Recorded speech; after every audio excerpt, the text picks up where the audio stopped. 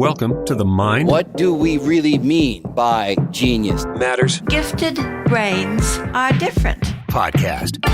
An exploration of giftedness. This idea of gifted and what it is and what it isn't. Twice exceptionality. No two twice exceptional people are exactly the same. And neurodiversity. It's okay to be who you are. In childhood. I like to learn about things, but I like to learn my way. And beyond. This is Mind Matters. Hey there, and welcome to episode 62. I'm Emily Kircher-Morris. Kids today are exposed to a lot, and navigating social situations can be tricky. Our guest today, Amanda Morin, is going to talk to us about how we can help neurodiverse kids handle those situations, including bullying and standing up for themselves and others. A quick bit of news about the release of my book. Some of you know that I've been working with Free Spirit Publishing on a book called Teaching Twice Exceptional Learners in Today's Classroom. It was originally slated to be out in September of this year. However, because of the pandemic and the difficulty with predicting what school will be like this year, the decision was made to hold off and release it before next school year in the summer of 2021.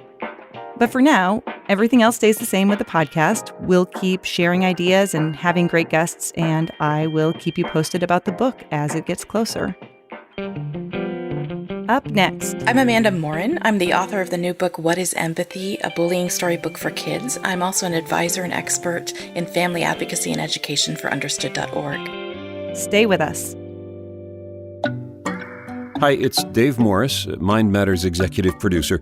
Putting together a podcast like this is a huge endeavor, from planning and booking guests to assembling the finished product to buying equipment, even traveling to get the stories we present. It's a lot of work. As twice exceptional parents of 3 2E kids, my wife Emily and I wanted to start this podcast so we could share our experiences and help others along the way. So my request is this. If you get some benefit from our podcast, would you consider becoming a Mind Matters patron? Just $1 or $2 a month can really add up. And not only would you be helping defray costs, you become eligible for some members-only perks. Listening to our podcast is a free experience. Chipping in will help us continue bringing compelling content to listeners around the world. Go to patreon.com/mindmatters, or you'll find a donate button at mindmatterspodcast.com. And thanks again. On episode 62, we're welcoming back Amanda Morin. She's paying us a second visit. She was here for episode 32 as well, where we talked about special education for twice exceptional kids. And today we're going to talk to her about bullying.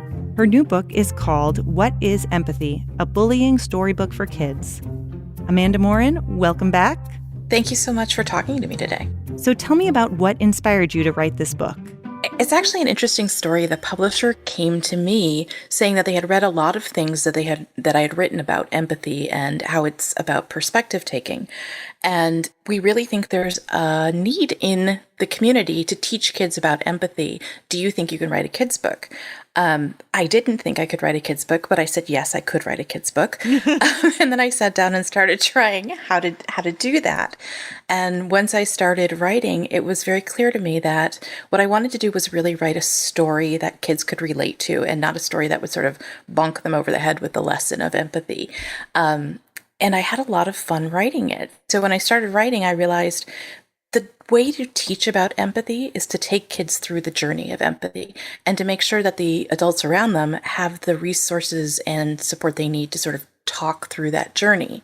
So in the beginning of the book, there's sort of a parents and educators guide to how do you read this book? What do you do with this book? And what questions can you ask? I found it really interesting how you chose to tell the same story from 2 different perspectives to really help kids understand what that's like. What brought you to that decision as you were writing the book? I didn't start out with the 2-perspective idea.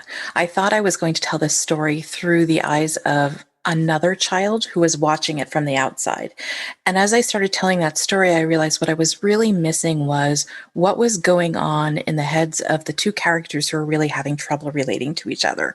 And so I started again and I wrote it from one perspective, and I realized that was helpful. But then what was missing was, what was she reacting to? What was going on? So the story is about two girls, Sophia and Ava, who've been best friends forever. And then one of them moves away, and there's another friend who sort of gets in the middle of that friend group and makes it difficult for them to remain friends. And what I realized is there was just a whole lot of misunderstanding going on.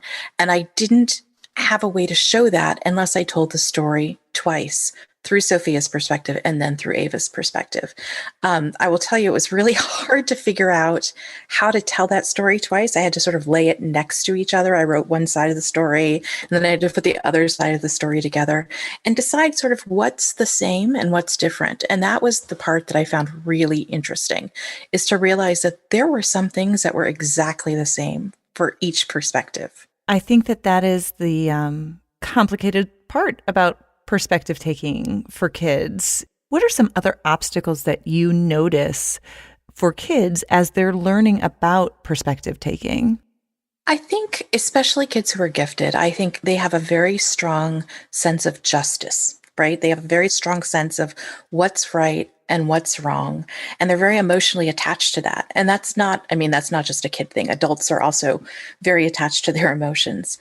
But I think that what gets in the way sometimes is the ability to realize that there doesn't have to be a right and a wrong, that sometimes there's an in-between. And so for some kids, it's really hard for them to see it's okay to consider somebody else's perspective and still keep my own opinion. And that often gets in the way of perspective taking. And it's a skill that we have to start teaching when kids are younger, so they can start realizing it's okay to have my opinion and it's okay for somebody else to have an opinion too. What matters is where we can find common ground. Yeah, I think you hit, a really important point there about actually teaching this skill to kids. I think so many social and emotional based skills, we just expect kids to figure out, and that doesn't always happen. Would you agree with that? I totally agree with that. I, as you said that, I start to smile because I hear that called soft skills so often. The hard skills are the knowledge and the material, and the soft skills are the social emotional skills. And everyone just sort of assumes soft skills develop. And I don't think that's true. I think there are things that need to be taught. We don't automatically pick up on emotion and the way to express emotion. And kids often get stuck in having sad, mad, and happy, right? And so if we don't give them words for anything beyond that, we're really doing them a disservice in teaching them how to understand complex emotions. And I think empathy is really about understanding complex emotions, and not just complex emotions in other people, but complex emotions in yourself, complex emotions that conflict within you. And I just think that's something that everybody needs to learn, and we need to start teaching it. And in part because it's not developmentally something we're born with, right? There are adults I know who are still trying to figure out how to be empathetic. Yeah, it's always a lot easier, I feel like, to be empathetic or compassionate when my own emotions aren't necessarily directly involved. But especially when it's a conflict I'm having with somebody who I know personally, that makes it a little bit trickier. It's hard to take your own emotions out of the equation. And I don't think that you have to take your own emotions out of the equation completely, but I think we need to teach kids that their emotions aren't the only emotions in the equation. One of my favorite interventions that I use, and I actually talked about this on one of the virtual presentations that I was doing last night, and I use this often when I'm doing my counseling. One of my favorite strategies to use is the wheel of emotions. Yes. Have you ever seen this? Yes. The circle, and I like it because it has the tiers on it, and it has kind of the spokes where it has the more specific and nuanced emotions on it. Yeah. And I feel like that is such a good tool to help kids learn emotional literacy, because there's power in finding that just right emotion word. And especially for our gifted kids who have so much emotional intensity, and a lot of times might have a more mature awareness of the emotions, but they don't have the vocabulary to identify those emotions at a younger age. That has been a really important tool for them. But I agree that that's such an important skill for kids to learn. Well, I think you said it when you talk about it as emotional literacy, right? We think about literacy as being the ability to read, and emotional literacy is the ability to read emotion. And so to that end, it's a skill. It's definitely a skill. And I love that you point out that gifted kids have such rich emotional lives. And they do. They just have so much going on. But they're still kids, right? And so there's this discrepancy sometimes between what they're feeling and their ability to express it. And I think that comes into play when we're talking about perspective taking too, because I think often kids who are gifted have a hard time realizing or understanding that not everybody thinks like they do, because they only know their experience of the world and they only know how deeply they feel and think and really experience the world. And we have to let them know that that may not be what's happening with other kids around them. With gifted and 2E learners and bullying, it's possible that there are both protective factors that come with being gifted that can help them in those situations, but there are definitely risk factors too. What are your thoughts about that? I think we hear more often about the risk factors. So I think I'll start there for a little bit. I talked a little bit about gifted kids' ability to really feel things deeply and not always know that other kids aren't thinking the same way they are. A lot of 2E and gifted kids are perfectionists. As you well know, I have 2 of them myself, and we are always talking about the difference between perfect and good enough sometimes, right? And a lot of times that perfectionism sort of spills over into their expectations of other kids. And I think that can get in the way sometimes, right? You end up trying to work through the fact that what kids are expecting of their peers and other students and other kids around them is not the expectations that those kids have for themselves. And that can get them into some trouble situations. But I also think that that strong sense of justice that I talked about is a real protective factor. The ability to see that things are unjust really gives our gifted kids the ability to speak up when they see something as unjust. And I think that's where it really helps as an educator, as a parent, as the adult in a child's life, to really start talking about the difference between tattling and telling, right? And so tattling is when you're telling something to get somebody else into trouble, and telling is when you're telling to help somebody else get out of trouble, right? And so to talk about the difference between tattling and telling to kids who really understand the difference between right and wrong and when they see other people hurting is really important. And I think that's such a benefit to our kids who understand these deep emotions, and some who are really able to feel other kids' emotions in a lot of ways. I think they have the ability to really become upstanders instead of bystanders in these kinds of situations. I definitely think for gifted kids, the logic and the verbal skills that they have are really a double-edged sword. On the one hand, it can really help them to understand things at a deeper level and be able to explain and rationalize, their thoughts. But on the other hand, sometimes it can cause some obstacles in communicating with their peers or be perceived in different ways by others. I think even just from the vocabulary perspective, sometimes the vocabulary that gifted kids use can get them into trouble, or as in the book we call it a pickle, get them into a pickle, right? So they're using vocabulary that other kids don't understand, and that they don't understand that can put other kids sort of on edge and make them feel like they're being talked down to, when that's not what gifted kids are trying to do. They're just trying to express themselves with the words that they have. Sometimes with gifted kids, our expectations are such that you expect them to be above some of the social issues like bullying. And as parents, we can tend to sort of sometimes victim blame. Yeah. I know it's really important that we're careful about that. First of all, really be happy that a child has come to us and said, this is what's going on and this is how I'm feeling. But I think a lot of times we get into this pattern of saying, well, what did you say? And what could you have done differently? And all of those kinds of things, which really feels like we're putting the onus on a child to not be bullied, right? And so I think we need to step back and say, wait a minute, you're feeling this. It really happened to you. And let's talk through that part of it. Not the what you could do differently, not what you may have done to precipitate this, but the how do we get you through this? Mm-hmm. And I know that as a parent, I probably have been guilty of that more than a few times. But now I'm trying to be much more aware of the fact that it doesn't matter if the other child reacted to my kid using the word discombobulated as opposed to confused, it matters that whatever came back at my child hurt them. And that's what I need to work through with them. Yeah, there's a really fine line between helping kids recognize what's in their control and what's out of their control, and validating the emotions that they have for the things that are out of their control, but also helping them have a sense of power and autonomy.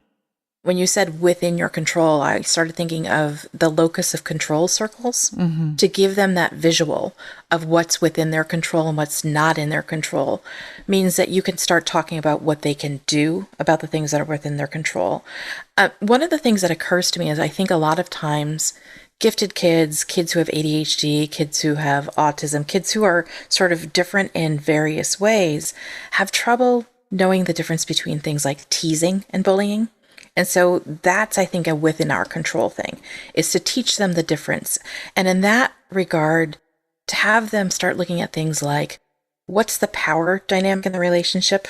What's your typical relationship to this other child that you're having problems with? Are you friends normally? If you're friends normally, is this the way that you kind of banter back and forth on a regular basis?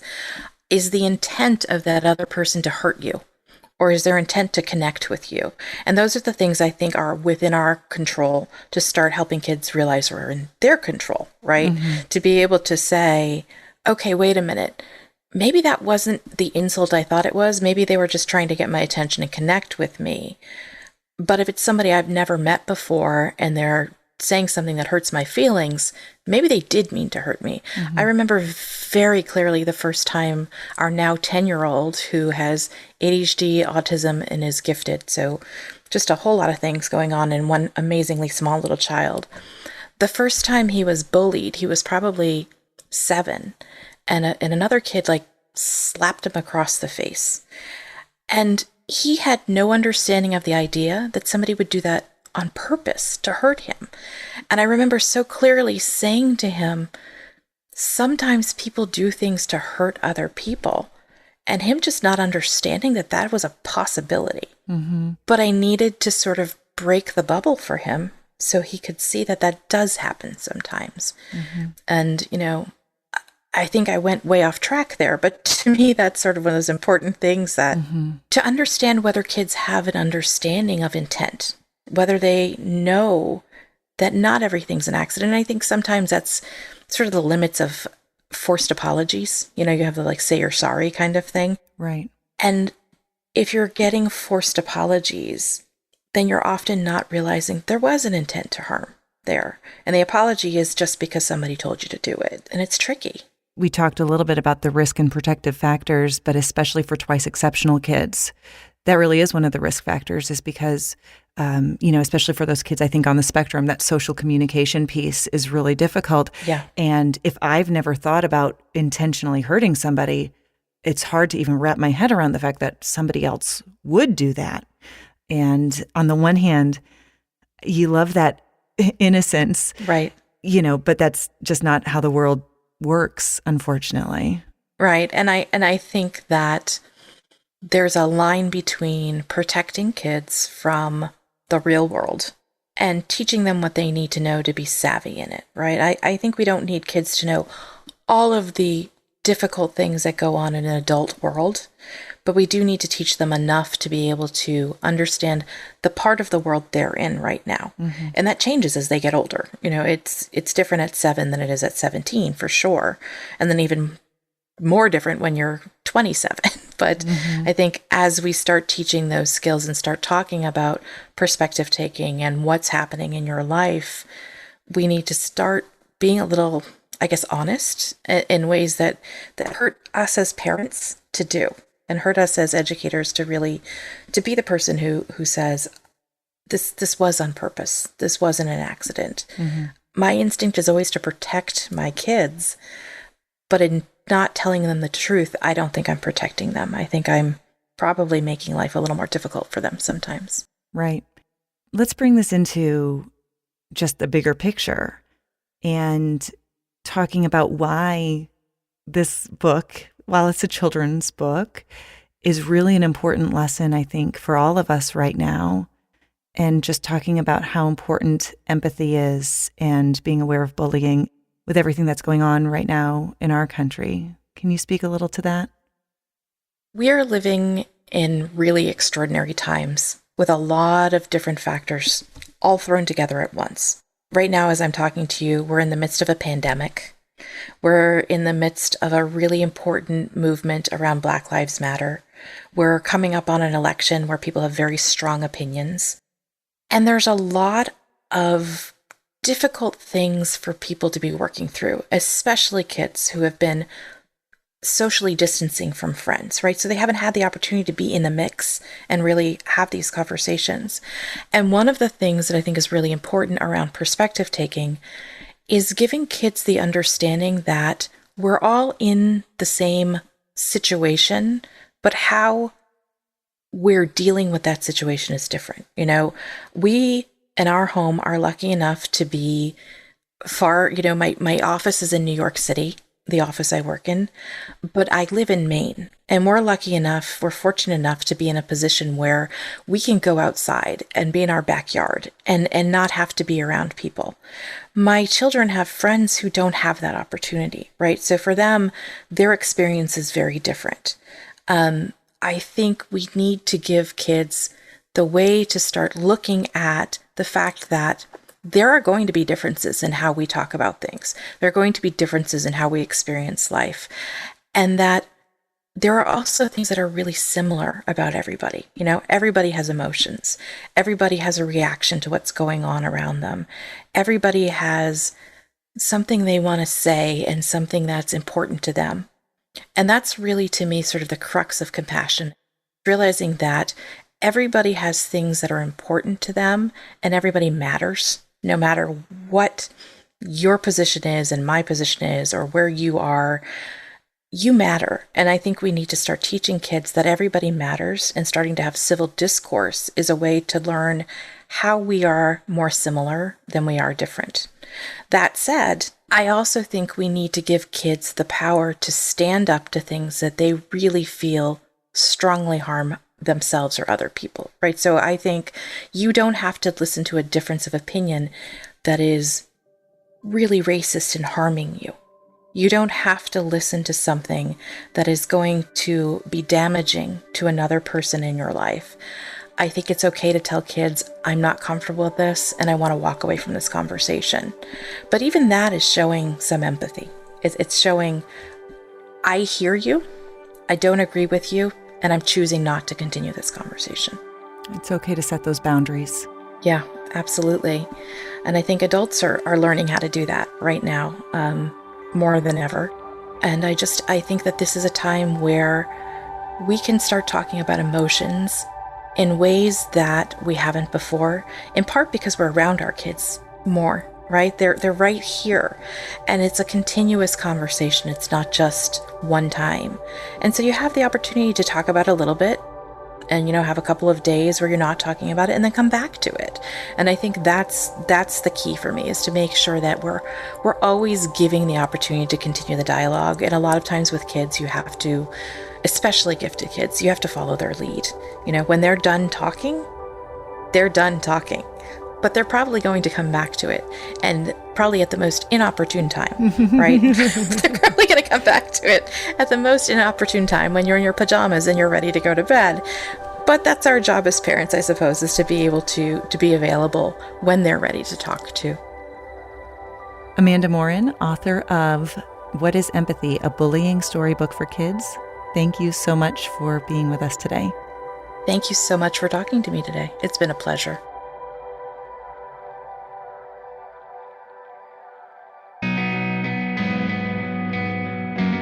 There was this kid who would slam my head into the wall, and then one time he got a cut on me that was really big and it had blood coming out, and he was just really mean. But finally I don't remember how, but I just got him to stop. There's one kid at my school who used to always call people names, and he only got sent to the principal's office only like 3 times, when he deserved like way more. I was at summer school and there was this girl who was playing with something. I'm not sure what it was. Another girl came and she like took it from her and was like holding it away from her. My brother faced a lot more of it than I did.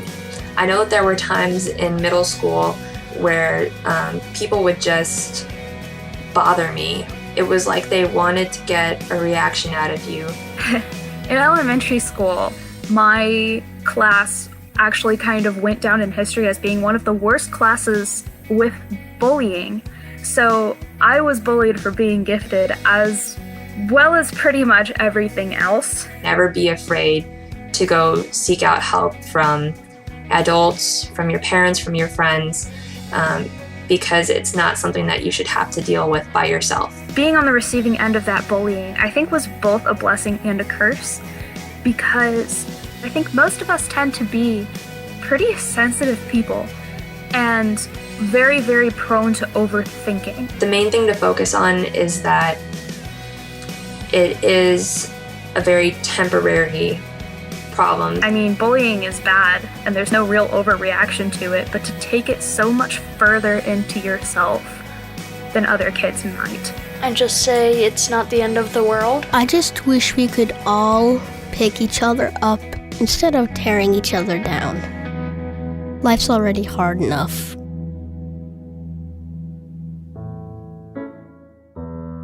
When I worked as a school counselor, bullying was a frequent concern from students.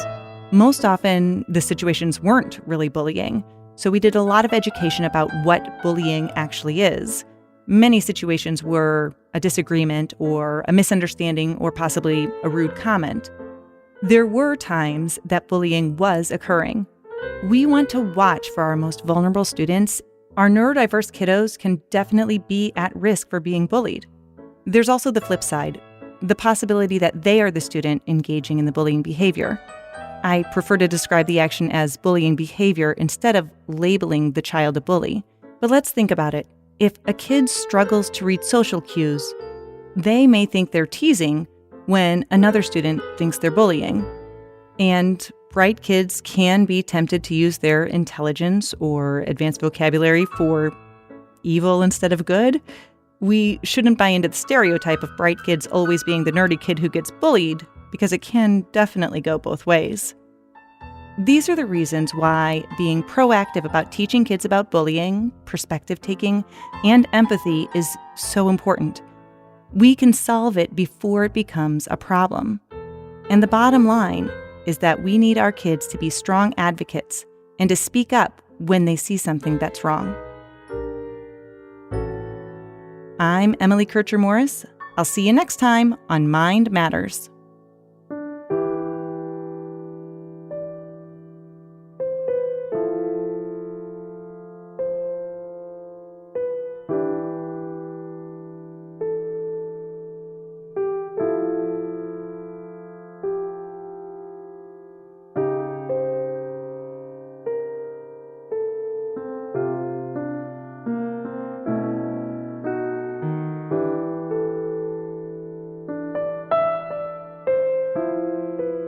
Our thanks again to Amanda Morin. You can learn more about her and the book she's written at amandamorin.com. Thanks to our Patreon patrons for sponsoring transcripts for the show. You can find the transcripts on each episode page at mindmatterspodcast.com. And you can join the cause by clicking support at the top of the page. For Emily, I'm executive producer Dave Morris. Stay healthy, stay safe, and we'll see you next time.